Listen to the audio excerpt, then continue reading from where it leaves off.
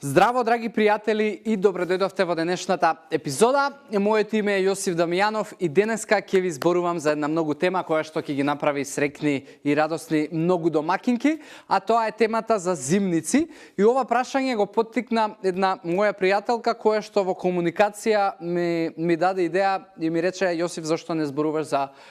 зимници? Ја реков супер тема и обеќав дека ќе зборувам и еве зборувам. А кога зборуваме за зимници, јас би дал комплетно зелено светло, али за зимници кои што не го подразбираме тука ајвар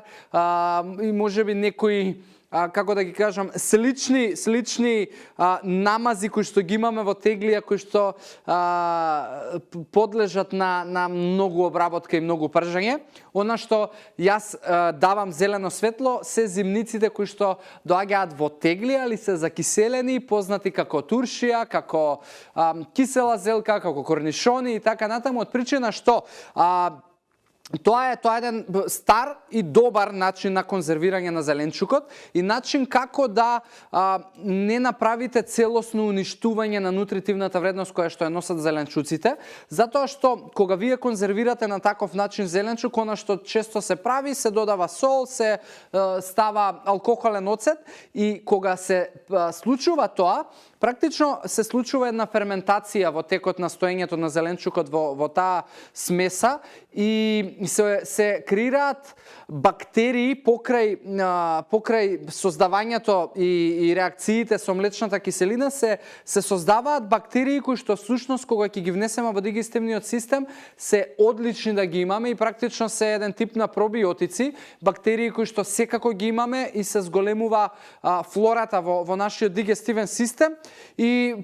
затоа тоа е единствената работа која што е можеби најдобрата при конзервирање на зеленчук. Се разбира дека одреден процент можеби на некои нутриенти ќе се изгуби, некојаш ќе се додаде и така натаму, да речеме киселата зелка додава на витамин С, но отпаѓаат можеби некои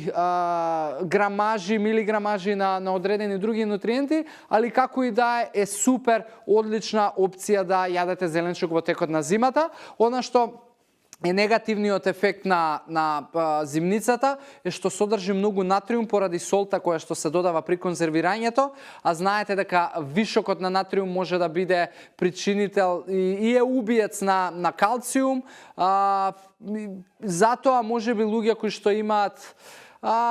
проблеми со кардиоваскуларен систем, проблеми со бубрези и така натаму, можеби треба да удрат малку на кочница при конзумацијата на оваков тип на зимници, турши и така натаму, значи конзервираниот зеленчук, но генералната моја оценка е